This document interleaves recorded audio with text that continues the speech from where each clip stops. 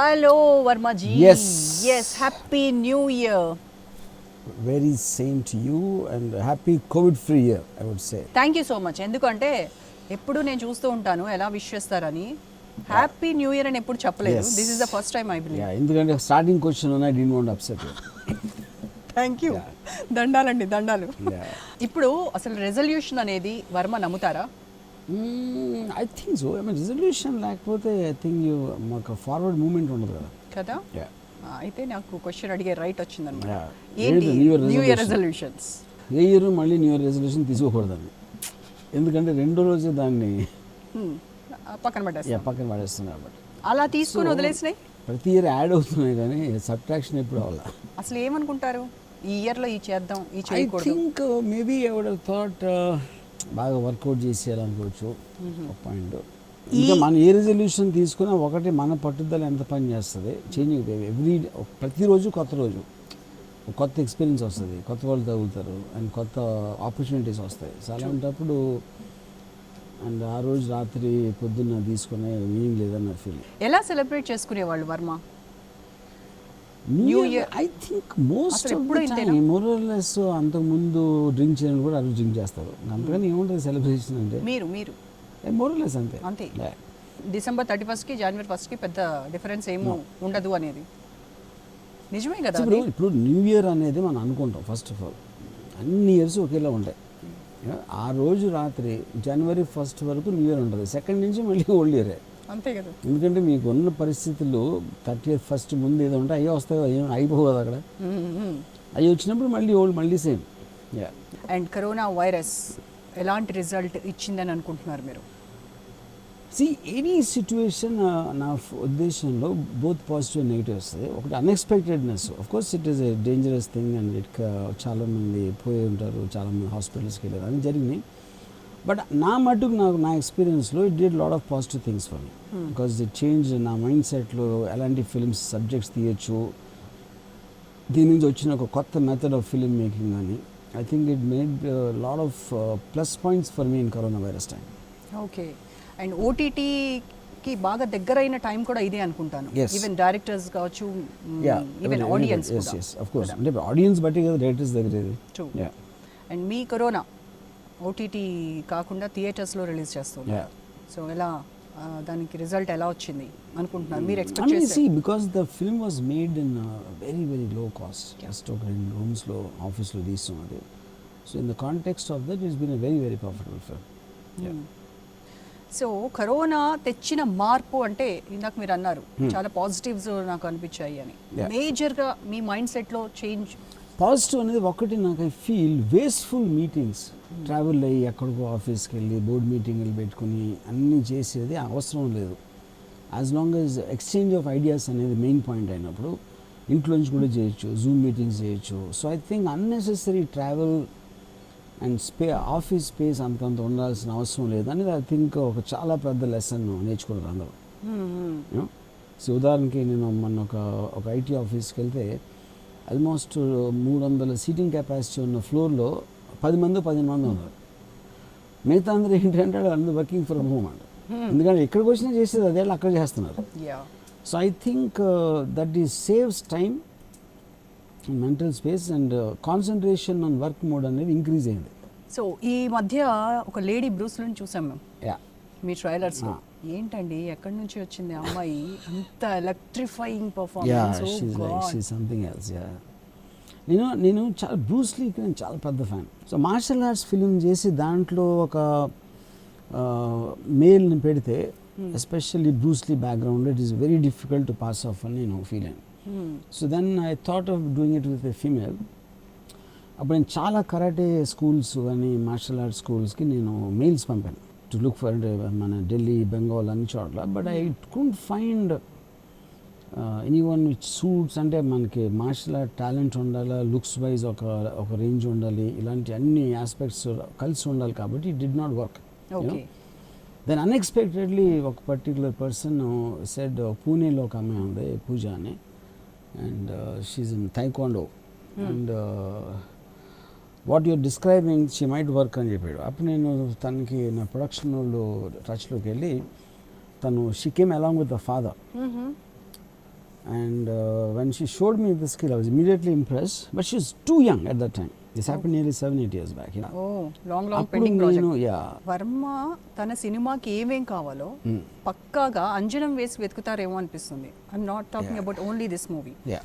మీరు తీసిన బయోపిక్స్ అవ్వచ్చు, లేకపోతే ఇంకోటి అవ్వచ్చు, అన్నిటికీ కూడా వీళ్ళు తప్ప మనం ఆ క్యారెక్టర్లో ఇంకెవరిని ఊహించలేం.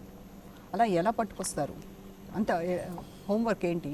I think primarily clarity. First మనకు క్లారిటీ ఉండాలి. మనం ఏం కావాలనుకుంటున్నాం. క్లారిటీ అనేది ఒకటి క్లియర్గా ఉన్నప్పుడు you will find someone or the other. Of course is a team work. ఈ కే పాల్ బయోపిక్ చాలా పెండింగ్ అనుకుంటాను ఎప్పటి నుంచో. అది ఎప్పుడు తీస్తున్నారు? కే పాల్ నాకు 10 కోట్లు ఇస్తే 10 కోట్లు భారీ బడ్జెట్ మూవీ. భారీ బడ్జెట్ కాదు, 8 కోట్లు ఉండదు, 8 కోట్లు నేను తీసుకుంటా. రెండిట్లో చేసేస్తారు. ఎందుకు మీ రెమ్యునరేషన్ అంత పెంచారు? కే పాల్ కాబట్టి. ఓకే, కానీ నిజంగా తీద్దాం అనుకున్నారా? ఏం లేదు. He came and asked me and I said yes. I just humored him. ఎందుకండి, ఎందుకు నో చెప్పారు? అంతసేపు నేను ఆయన కెమెరా ముందు చూస్తే నా కళ్ళు పోతాయి. ఆయన కాకపోతే ఆయనలా ఉన్న వ్యక్తిని ఎవరైనా పట్టచ్చు. ఏదైనా the memory of K Paul. Eighth wonder of the world అని ఆయన టైటిల్ కూడా ఫిక్స్ చేసుకొని పెట్టారు పాపం. ఈత్ అంటే 7 వదిలేడు. అది I think that is great thing. ఒక పొలిటీషియన్గా కేఏ పాల్ మొన్న కంటెస్ట్ చేసినప్పుడు చూసారు కదా, ఏమనుకున్నారు? నేను అంత ఫాలో అవ్వలేదు. కే పాల్ ఎవరైనా లింక్ పంపిస్తే చూస్తాను, ఐ డోంట్ ఫాలో. చూసి ఏమనుకుంటారు? ఇప్పుడు లేటెస్ట్గా డొనాల్డ్ ట్రంప్ తర్వాత పెట్టాడు కదా, అది లాస్ట్ నేను చూసింది. I think it's incredible. ఇప్పుడే బైడెన్ దగ్గరికి వెళ్తున్నా మాట్లాడడానికి, శాంతి ఒప్పందాలు చేయడానికి, మీరు యుద్ధాలు ఆపడానికి. ఎస్, డొనాల్డ్ ట్రంప్ గురించి మీరు చెప్పింది కరెక్ట్ అయింది, బైడెన్ గురించి మీరు ఊహించింది కరెక్ట్ అయింది కదా. ఎలా అది ఏమైనా సర్వే చేస్తున్నారా? దొంగతనం ఐ థింక్ ఇట్స్ అంటే ఇప్పుడు నేను చెప్పిన అన్ని కరెక్ట్ అవుతాను కాదు, అది పాయింట్ కాదు. But Donald Trump really felt 2016 and in fact I was only publicly said he's going to win. ఏదో ఒక డ్రామాటిక్గా అనిపించాడు. ఈ లుక్స్ సో డిఫరెంట్ అండ్ ఏదో ఒక కన్విక్షన్తో, ఒక ఎవరిని కేర్ చేయకుండా ఆ మాట్లాడటం అనేది ఒక అట్రాక్టివ్ ఫీచర్ అనిపించింది నాకు. రీసెంట్గా ఆయనది ఒక ఎక్స్ప్రెషన్ ఒకటి క్యాప్చర్ చేసి మీరు ఒక ట్వీట్ చేశారు. ఎప్పటి వరకు ఎప్పుడు ఇంత దరిద్రమైన ఎక్స్ప్రెషన్ చూడలేదని. ఏమి నచ్చలేదా మీకు? అది డొనాల్డ్ ట్రంప్ డిటెస్ట్. ఎందుకంటే మొత్తం అమెరికా పరువు తీసి గంగలో పడేసాడు. గంగ కాదు, పసిఫిక్ మహాసముద్రంలో. మన దగ్గర పాలిటిక్స్ అబ్జర్వ్ చేస్తూ ఉన్నారు. Not really. ఈ పాలిటిక్స్ అసలు నేను పట్టించుకున్నాను. But I definitely want to make a film called ప్రజలు యాదవ్లు అని వస్తున్నది యాదవ్ అని డిసైడ్ చేశాను. ప్రజలు యాదవ్లు ఎందుకంటే మా మీద పడ్డారు. ఎందుకంటే because politicians are doing for what they want. ఇప్పుడు లంచం ఇచ్చేవాడు కన్నా లంచం తీసుకునేవాడు is a major criminal. So ఓట్ల కోసం డబ్బులు ఇచ్చేవాడు కన్నా డబ్బు తీసుకుని ఓటు వేసేవాడు అనేది I think is more dangerous. అందుకని ప్రజలు ఎదవలను. కానీ దీన్ని ఒక సినిమా చూసేసి మారిపోతారంటారా? మీరు ఎదవను అని చెప్తే ఏది చేసినా మారరు ఎవరైనా. That happens in a long course of time, in a sustained this thing. వాళ్ళు ఎన్నుకునే లీడర్లో ఏమైనా క్వాలిటీస్ చూసి వాళ్ళ ఓటింగ్ విధానంలో ఏమైనా మార్పు వస్తుంది అనుకోవచ్చు. డబ్బులు తీసుకుని కూడా తర్వాత కూడా మీ ఇష్టం వచ్చినట్టు ఓటు వేయచ్చుగా. డబ్బులు తీసుకోమని చెప్తున్నారు మీరు కాదు. అది వాటి ద పాయింట్ ఈజ్ ప్రతి మనిషి కూడా ఆపర్చునిస్ట్. తనకు వచ్చిన అవకాశాన్ని తను వినియోగించుకుంటాడు. ఎవరో వచ్చి నాకు డబ్బులు ఇస్తే ఈ డబ్బులు తీస్తే ఫైన్ చెయ్యి, అది తీసుకున్నా కూడా నా ఇష్టం వచ్చినట్టు చేయొచ్చు అని బట్టి ఎందుకు వద్దంటాం. ఇప్పుడు లంచం తీసుకుంటున్నారు అని అరిసేవాడు వాడికి తీసుకోవటానికి అవకాశం లేదని వాడు బాధపడతాడు, కానీ వాడికి డబ్బులు ఇస్తే వద్దని వాడు ఎవడో ఉండడు. సో ఇలాంటి చోట అవతలవాడికి అవసరం ఉంది, నీ ఓటు కావాలి అని ఇచ్చారు, నేను ఇది తీసుకుని కూడా వేరే వాడికి వేయచ్చు అని నాకు నాలెడ్జ్ ఉంది. అలాంటప్పుడు ఎందుకు నేను తీసుకోను? మైండ్ సెట్లో చేంజ్ రావాలి. చేంజ్ ఎందుకు రాదు? అది మనసి I don't think as a director my intentions to change. అదే చేసి అర్థం పెట్టి చూపించడం అంతే. అది నవ్వుకోవటానిక, కాసేపు సరదాగా ఎంజాయ్ చేయడానికి, ఎంటర్టైన్ అవ్వటానికి, అదే పాయింట్ అక్కడ. It is not suppose to do anything. సీరియస్గా చెప్తున్నారా ఆ సినిమా తీస్తున్నారని? 100%. అంటే ఎట్లా, ఏంటి కాన్సెప్ట్? కాన్సెప్ట్ ఇదే. I just want to prove that the people are more to blame than the political leaders. మీకు ఎప్పుడైనా ఏదైనా పొలిటికల్ పార్టీ నుంచి ఇన్విటేషన్ వచ్చిందా జాయిన్ అవ్వమని? No. That's because also, I told many times for the last years, I have no interest in serving the public or taking social responsibility. Yeah. ఒకవేళ film making me choice అయ్యి ఉండకపోతే Varma ఏమయ్యేవారు? I think judgment. Yeah. Because I get bored very fast. So filmmaking is what which excites me. So అది లేనప్పుడు I wouldn't know what to do. అసలు వేరే option opt చేసుకునేంత ఎప్పుడు thinking కూడా లేదు. Nothing interests me. Yeah. చదువుకునేటప్పుడు ఏం అవ్వాలనుకున్నారు పోనీ అప్పటి నుంచి? Every time. Maybe very younger days లో I wanted to become something to do with forest service. Forest service. I used to like forests and wild animals at that time. దాని తర్వాత I think almost after that is only this. Varma సొసైటీని చూసే విధానం ఎలా ఉంటుంది?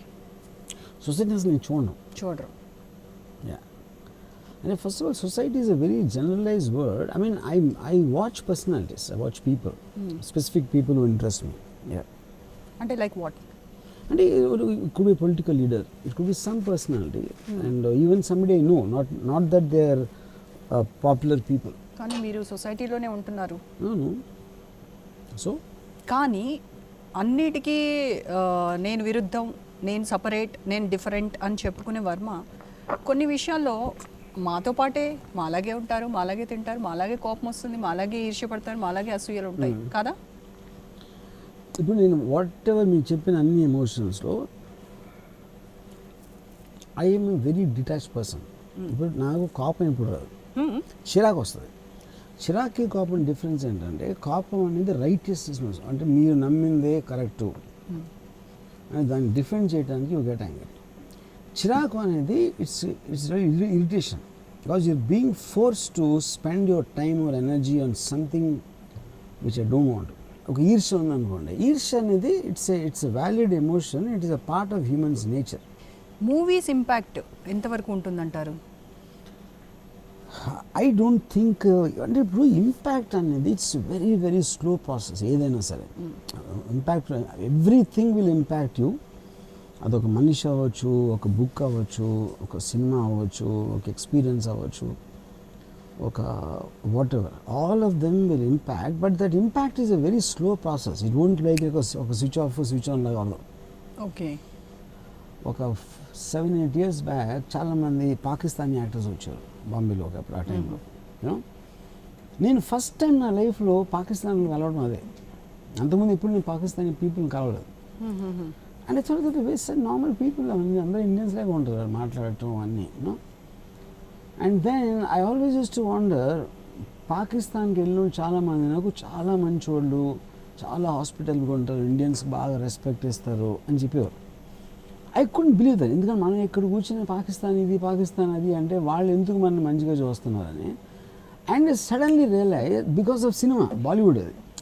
ఎందుకంటే బాలీవుడ్లో ఇండియన్స్ని చూస్తున్నారు, యాక్టర్స్ క్యారెక్టర్స్ వాళ్ళని చూస్తున్నారు. We are not seeing Pakistani films.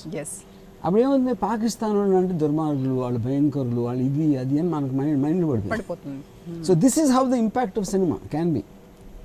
It can create a misconception or a perception change, or it can possibly actually give you a completely different perspective from what you thought otherwise.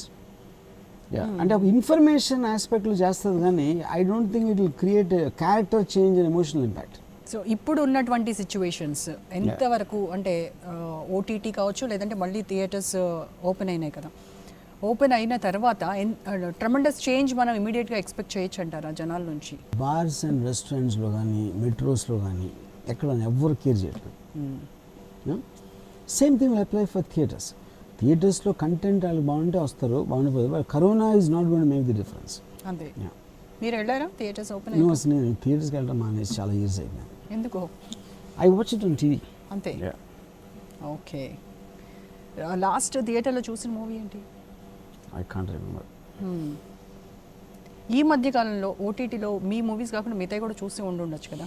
I watch quite a lot of foreign films. Foreign films? Yeah. ఏది చూసారు? Quite a lot. Top 10 కాదు, series ఎక్కువ series చూస్తాను, series and documentaries. Okay. Series చేసే ఆలోచన? చేస్తున్నాను. I'm doing 2. ఒకటి MX Playerకి Kadapa అని చేస్తున్నాను ఒకటి, ఇంకోటి I'm doing something called D Company. Okay, ఒక చిన్న ర్యాపిడ్ ఫైర్ పెట్టుకుందాం. మీరు ఈలోగా తాగుతూ ఉండండి. ఆర్జీవి కనుక ఒక సీరియల్ తీస్తే దానికి పెట్టే టైటిల్? డి కంపెనీ, అది ఎప్పుడు చెప్పాను. ఓకే, రాముకి ఇష్టమైన ఇప్పటి హీరోయిన్? ఐ వోంట్ సే ఇప్పటికి కాదు, but I don't think the last heroine I really like is Katrina Kaif. మళ్ళీ జన్మలో ఎలా పుట్టాలనుకుంటున్నారు? అమ్మాయిలా. పేరేం పెట్టుకుంటారు? బట్ నాకు అదే అంటే నా మైండ్ సెట్ ఉండాలి కానీ. ఈ మైండ్ సెట్తో అమ్మాయి. And then I want become a lesbian. Hopefully. మీ మూవీస్లో మీకు బాగా నచ్చిన movie? That's a difficult question because movie అనేది ఒక సిరీస్ ఆఫ్ డెసిషన్స్ ఒక లాంగ్ పీరియడ్ ఆఫ్ టైం అంత కలెక్టివ్గా వచ్చినప్పుడు I will be the last person to react to it. Okay, and మీకు నచ్చిన hero? Maybe uh post Amitabh Bachchan, I don't thinks. ఇక్కడ Tollywood? Not really. One word about Puri Jagannath. I think I don't have friends at all. But if at gunpoint, if I'm asked to name anybody, he's the friend. Yeah. One word about Balakrishna. Yeah. Okay. Got it. India ante me opinion?